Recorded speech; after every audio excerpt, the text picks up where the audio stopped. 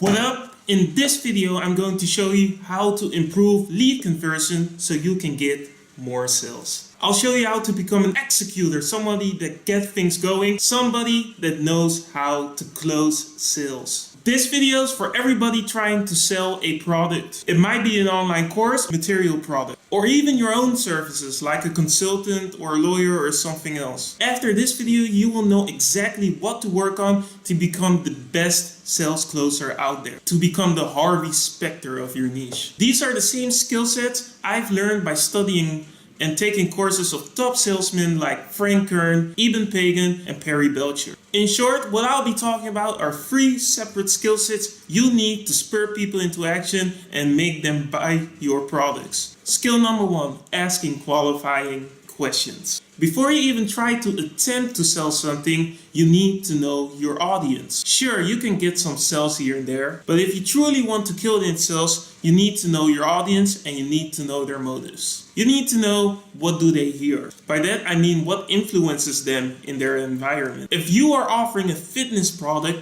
and a lot of people in their environment have these limiting beliefs about fitness, you need to know that. Because to get them to buy, you might have to ensure them that you are going to be their life coach on their way, so they don't listen to people in their surrounding, so they can get that body that they need. What do they see? By that I mean, what are they offered daily? It's essential to know what offers they're already receiving. So you should know what your competitors are doing, because if you know that, you know how to stand out. Most of the time, it's just a little tweak you need to separate yourself from the others. What do they say? By that I mean, what are they saying to other people? By knowing what they say, you can get in line with what they're saying and show that way that you truly understand the people you're trying to sell products to. What do they think and feel? With that, I'm talking about the stuff they might not say to other people. For example, they might feel embarrassed that they need your product. So you need to know that, because that means you might have to offer your product a little bit discreetly so that not everybody else knows about it. If they feel assured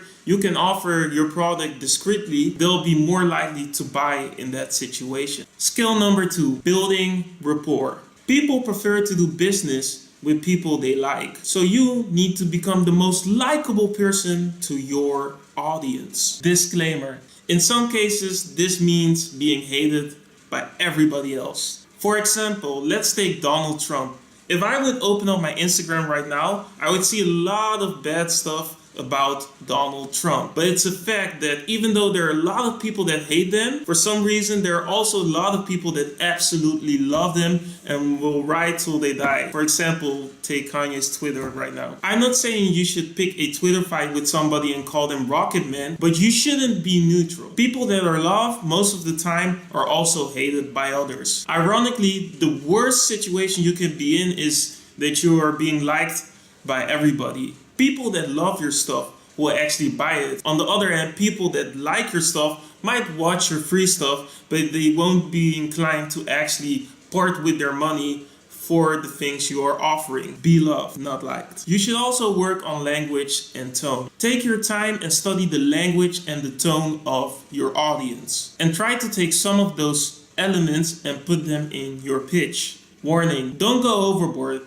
It has to sound neutral. The last thing you want to become is scape dad. You know, like that father that tries to be cool for all the youngsters but actually is really lame. Don't know where to go to study the language and tone of your audience? Try something like Reddit or YouTube comments. You can even interview people. Or a really good one, try looking at the reviews of the products of your competitors, because most of the time that is your audience. Also, find out their underlying desires. An easy way to do this is use the why method. Let's say somebody wants to buy a lose weight fitness program. This is the perfect opportunity to use the why method. So for example, ask them why they want to buy a lose weight fitness program. They might answer something like, I want to lose weight. Then you'll ask why again. Why do you want to lose weight? Because I want to look good. Then you ask again, why do you want to look good? Because I want to feel confident on the beach this summer. Now that you know that, you can become more specific in your offer. Instead of it being a weight loss program, for example, it could be the feel confident by getting that beach body program. By doing that, you can make it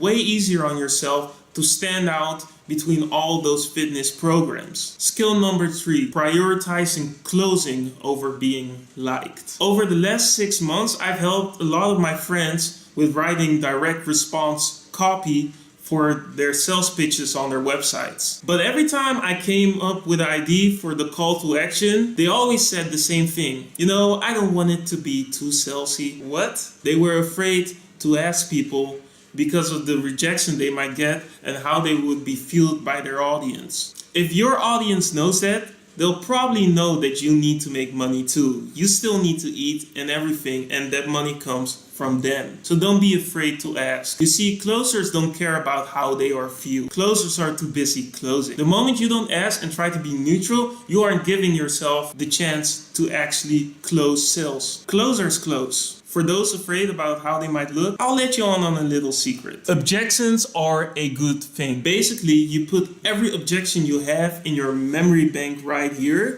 so you can prepare for the next time you give your sales pitch. Because every objection you'll get there, you'll already know, and you can find out how to find a solution for that objection. So stop trying to be this guy that's too cool for school, that doesn't need to ask, that doesn't need to put in advertisements and that kind of stuff. Either you are closing or you're not.